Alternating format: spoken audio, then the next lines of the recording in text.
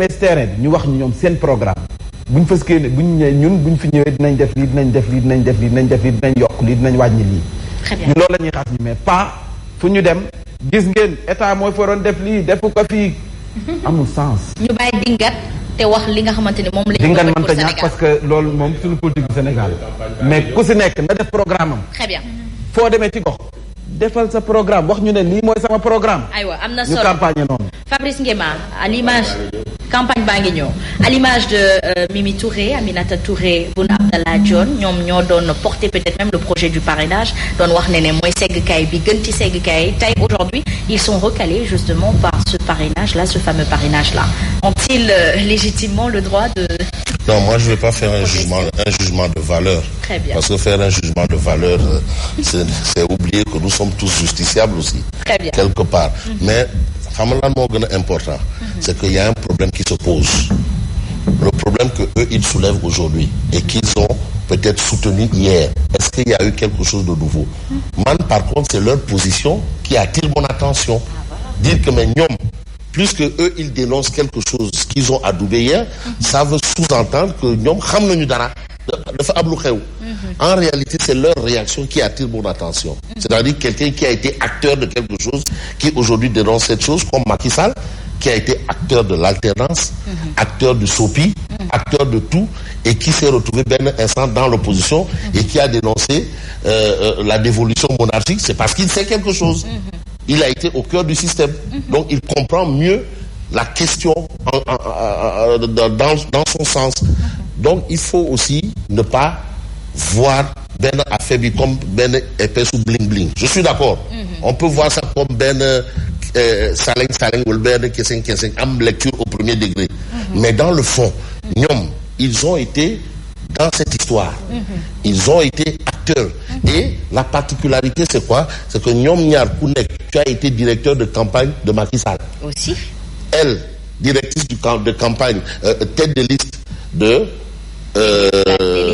législative où il fallait accéder au parrainage. C'est vrai. Boun Abdallah, président, directeur de campagne où il a été question de parrainage. Si aujourd'hui ils disent que de femmes l'outil la race Diagne, c'est que non, c'est eux leur position qui m'accroche le mieux, qui nous explique. C'est une position actuellement. Non, mais moi je ne sais en fait pas que de mon côté mais je me dis que non, c'est eux qui doivent en principe focaliser les analyses. Parce que ils savent de quoi il en est. Hein? Les autres peut-être ils n'ont pas eu voix au chapitre, ils n'ont pas été dans cet appareil du parrainage là. Madame Kamara, Boubacar Kamara et autres comme par rapport au titre ou tribune B. Wow. Et puis quand tu vois le titre de tribune aussi, vers une sélection, ça veut dire qu'en réalité, ni ceux qui sont passés au premier tour, si je comprends bien, c'est que ñoom, ils sont pas méritants. Ils sont pas virulents. Ils n'appartiennent pas à la classe des opposants, vraiment, les anti-systèmes. Ñoo xamante ne ñoom dañuy bëgg changement radical. Ils n'appartiennent pas à ces gens-là. Apparemment, c'est ce que je vois. Maintenant, ceux qui sont pour le changement radical, changement. Abibsi Anta Babacar. Non, demandez. Je dis ceux qui sont pour le changement, même ils ne sont pas méritants. Abibsi, il a bénéficié plus ou moins d'une largesse. Qu'on le veuille pas, il a bénéficié d'une largesse. Mais maintenant, ceux qui se sont battus, et puis aussi certaines femmes, ils vous disent que ces gens-là, on ne les a vus nulle part. Nulle part. Bon, Anta Babacar, à la rigueur. Oui. Mais on les a vus nulle part. C'est ce que les gens essaient de concevoir. C'est-à-dire ceux qui sont plus ou moins... Voilà. Ce sont ces gens qui sont mis de côté. Mais par rapport à Mimi Touré et Boun Abdallah Mom, franchement, je ne vais pas les vilipender. Il y a des filles. Il y a des filles pas habillées, pas habillées. Pour avoir des mots de politique. Mom, il a même théorisé Très bien. Ça veut dire que on ne peut pas les interdire de changer de position et de vue si entre-temps les choses ont changé aussi. Merci beaucoup. Mamadou. C'est 46. dama jàpp ne Boun Abdallah ak Mimi Touré ñëpp waroon a wax ñoom ba mu des ñoom. Ah waaw foofu nag. mais parce que loolu moom mooy dëgg aussi munoo leen yéen a théoriser parrainage jàpp ne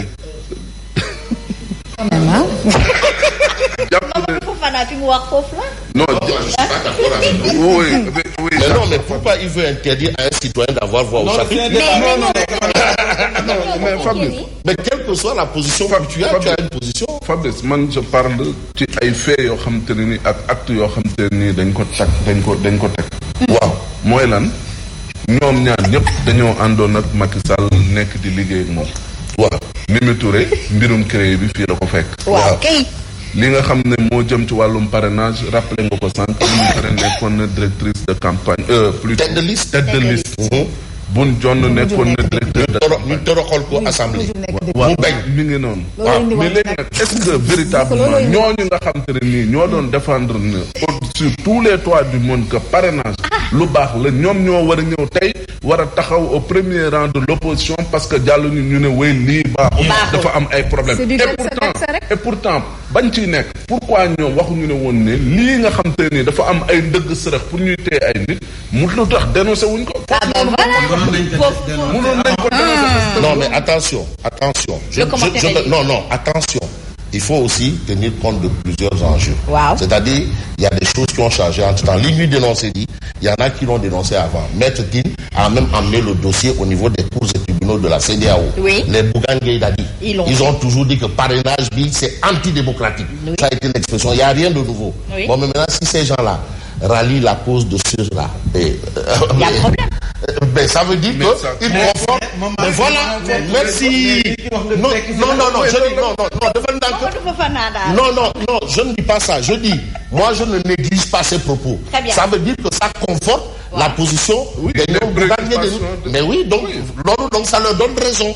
Mais il ne faut pas aussi dire qu'ils n'ont pas voix au chapitre. Mais je n'ai pas dit qu'ils n'ont pas voix au chapitre. Am nañ droit. Mais wàllum parrainage ñoom dañ ci war a taw. Non, ils ont conforté. C'est-il là? Mais non, mais s'ils confortent la position de ceux qui ont dit, eux qui ont été acteurs, ils disent que Ndekete Bougane à mon degré, mais il avait raison. Waaw. C'est pas vrai. Voilà. Donc c'est le fait. Et même Mambay pire. Boobu jamono ñoom itam ñoo ngi doon défendre ne parrainage bi ngeen di ngañ ñi. Mais je suis d'accord. Mais aujourd'hui, donc le fait est clair. Là, qu'est-ce qu'on doit retenir? Que ñoom Bougane, excusez-moi encore, et Maître Tine ont eu raison. Maintenant, eux, s'ils ont tort, c'est pas important. Mais c'est la raison. aywa Mambay. jël ngeen sama ñaata minute. jël nañ sama ñeenti simili. bi laay waxati ko. da ngeen ma koy ram mais nag waxtaan bi lu am solo la. da ngaa xew. donc waxtaan wi damaa lan. xew. damaa xew. wallaay sama heure bu jotee xoolal. billaay yaay xorom si cin. dinaa tapoté. heure bu jotee da ngeen di tapoté. laaj bi gën a yéeg. si moo def na jurisprudence. Fabrice Top jàpp ñaamburam. waaye Mamadou daal yaay waaja. ñu may nuyu sunu benn confrère yéen a ngi jëlaat samay minute de yéen a ngi jëlaat samay minute de il est libre. yéen a ngi jëlaat samay minute de. jëlal. allahu akbar. yow rek yaa wax dëgg Fabrice. tribune yéen kay tey jii wax waxuma loolu. tribune yéen kay tey jii am ay candidats yu yëg ci kaw. di jàmbat di yëglu. Cheikh Bamba Gueye suñu confrère la bu nekk RTS ñu koy nuyu bu baax. ñun rek lay topp ci matinal ak grand àll bu ITV. waaye ñun rek lay seetaan. moom matinal ITV moo ko yor waaye ñun lay seetaan. Cheikh Bamba Gueye ñun lay seetaan. ñu leen di nuyu bu baax Mame Diarra Da Silva bu Sud FM ñu koy nuyu bu baax. ak doyen El Hadj Guissé. Pape Alé Niang papam ndeysaan dafa génn àdduna. waaw ñu koy jàll bu baax. voilà ñu koy jàll bu baax. amiin ñàkk waajur dafa metti. donc et surtout qu'il avait une relation particulière avec son père. Très particulière. Il en parlait souvent. Bon ben voilà. Dieu en a décidé autrement. ayca mu ngoog. moom it. waaw ñoo ko teg bàyyi et information, Papa Lénia a fait ses humanités au lycée Abdoulaye Sadji. xam ko bu baax. kooku si mbokkum Tëngéej la. waaw Tëngéej xam nga ku fa jaar daanaan ngay doon. tribune yéen kaay daal di ñëw ci élection présidentielle février 2024 nee nañ casting la. casting la bu nga xam ne nii dañu tànn ay mbëru wayaa ay mbër yu nga xam ne ni daanaka ajuñu ngooñ. ay mbër yu nga xam ne nii moom kan laa leen war a comparer ci géew bi. ay yaawu jaal. ak mbër moomu ñu fi doon oowee RTS nga xam ne moom dañu ko daan ba carrière am jeex. bés ñu fas yéene jàkkaarloo Amadou Ba vers une sélection pour baliser la voie à Amadou Ba mbër yu mag yi daal la ñu bëgg a jël teg leen na le andi ay mburtu ay waya ay baali andi leen ñu fas yéene jàkkaarloo Amadou Ba yéen kaay bee ko wax élection présidentielle bu février 2024 sélection la ñu nemmeeku ngir nag baliser yoon bi mburtu yi man nag ma dugg ci mburtu bi mais attention de amul ay mburtu moom laa fi doon wax sànq nee naa la askan way tànn te pour ñu tànn dañuy wax lu leer ngay teg suñu loxo am na ku ma envoyé message naa man hors sujet du yaa ngi may déglu askan wi ci boppam ñooy tànn te programme la ñuy tànnee. non matinal bi amatul. c'est que élection bi xam nga kan moo nekk la star. mooy kan de ces doublons yi. waaw doublon externe yi. ñoom ñooy star te doublon c'est les stars. Karim Meïssa Wade Khalifa Sall incertain avec les amendes non encore payées parce que nag ñaari cas yi foogoon nañu ni kon ñaari équation yi résoudre nañu leen ñaari cas yi foogoon nañu ni kon lépp mojji waaye ndekete yow des na yëngal de Karim Meïssa Wade ak Khalifa Sall mii am na benn amende bu tegu seen ak ndodd ndax dinañu bokk am déet li ci kanam raw li gët xamaguñu jamono joojee nag liñ doon waxtaanee sànq Boun Abdallah Dionne Aminata Touré mii ñu jàpp ne kon bokk nañu si ñii nga xam ne ñoo dooleel parrainage bi tëgg ko tabax ko taxawal ko tey jii nag ñooy woteek wàll ñoom ñi nga xam ne parrainage bi ma suñu koo ŋaañ ma suñoo wax ne baaxul tey jii nag bi ñu génnee dafa ñu nekk fare ci opposition bi nee nañ lii baaxul nee nañ parrainage bii kat gis na yëngal de. mais est-ce que Mimi yorul fichier bi. nee na fichier Mimi dafay laaj ñu ne ñoom kan la ñu yeb ba ñu toog ba heure bi war a génn communiqué naan fichier bi mise à jour ñu ko kon ce qui veut dire que ñoom ban fichier la ñu doon xoole doublon yi. comme mise à jour ñu ko bu fekkee fichier ba bu yàgg ba la woon c'est normal ñu génn ay doublon kon ku nu yeb Mimi Touré loolu la wax. waaw parrainage bi conseil constitutionnel la. mais Sénat dafa réagir par rapport ak ñi nga xam ne ñu ngi dugal yenn info ne ku bëgg gis sa situation dugal surtout Sénat nangam. si loolu la ñu basé ci loolu la Sénat wax ne.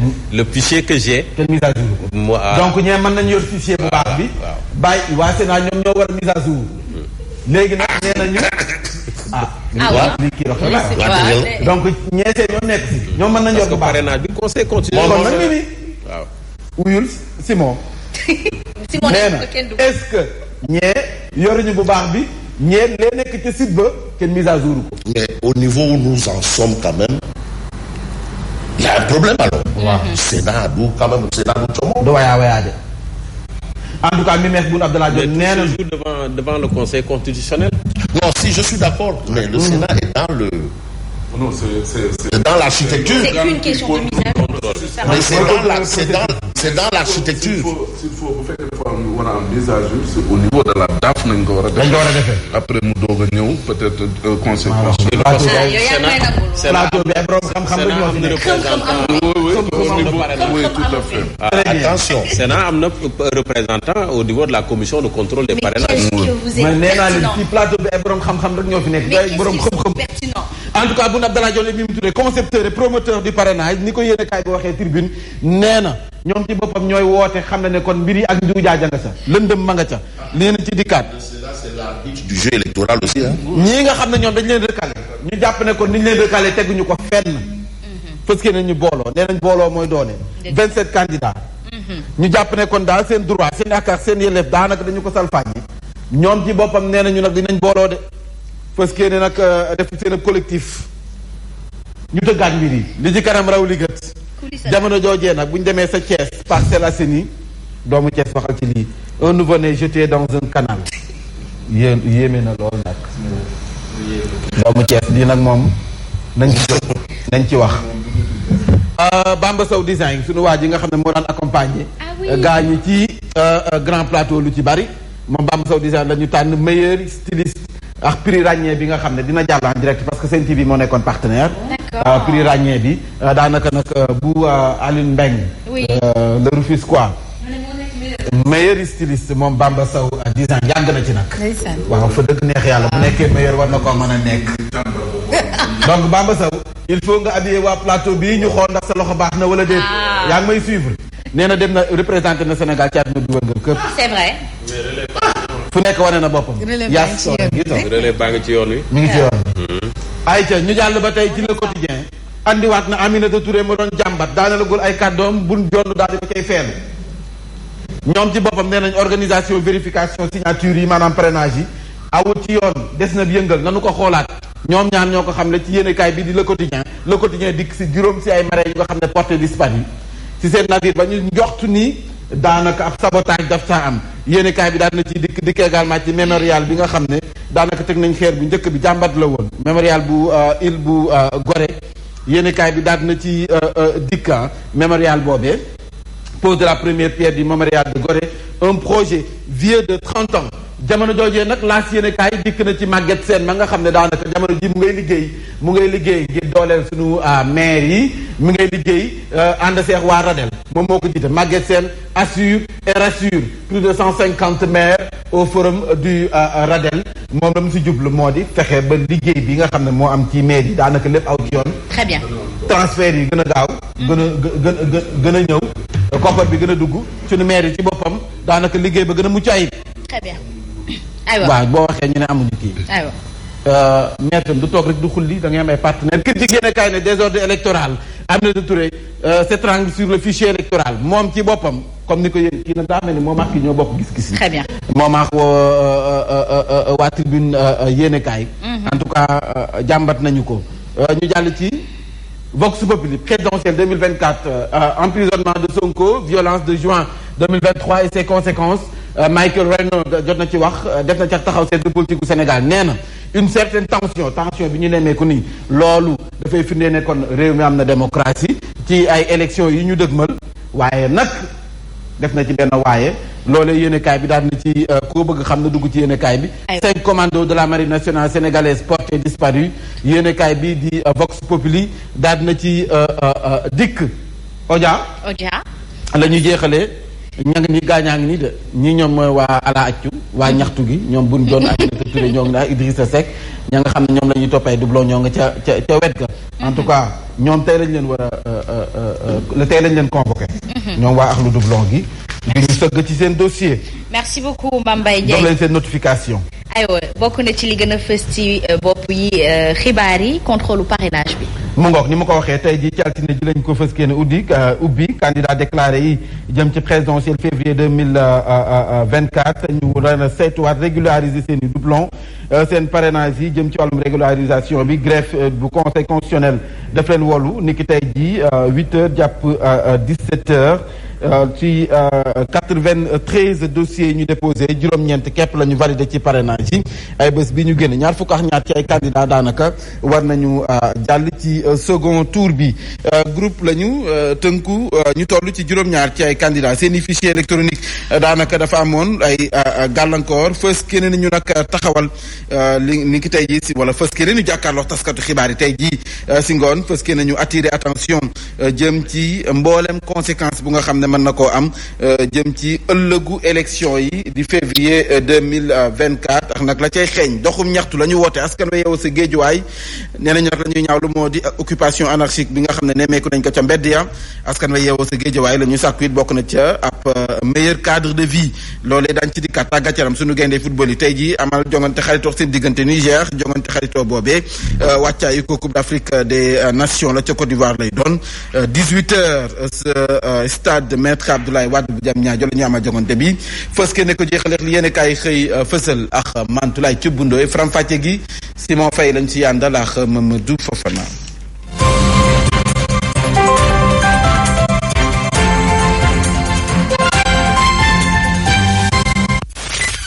Voici Trafic News.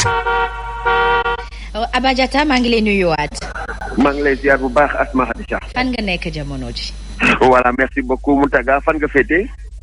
Voilà, merci beaucoup Abba Diatta jàppal nous sommes sur la route des hydrocarbures li ko dalee nag fi nga xam ne moom moo di magasin de serrage foofee am na ay jafe-jafe la sax c'est compliqué en ce moment ba tax na rek tànk ngeen daal di progresser ak su boobee li ko waral nag moo di état de la route bi ak li nga xam ne moo di kaw leen gros porteurs yi ba tax na rek jafe na jamono ji boo leen fa jógee nag mën ngeen daal di wutali fi nga xam ne moo di échangeur bu cafétéria avec Abba Diatta. Voilà, merci beaucoup. Nous avons progressé. Jaar nañ rek fi nga xam ne nag mooy au niveau de la cité Keur Gorgui foofu l'accès c'est un peu compliqué pour ñu bàyyi ko ci VC progresser le rond-point bu wala boog rond-point bu blancherie jaune foofu lay vers Sacré-Cœur 3 mën na nekk foofu lay vers la cité Keur Gorgui mooy Score Liberté ça se complique rawatina tey bàyyi ko du côté des cours privés Dakar Sacré-Cœur nous avons progressé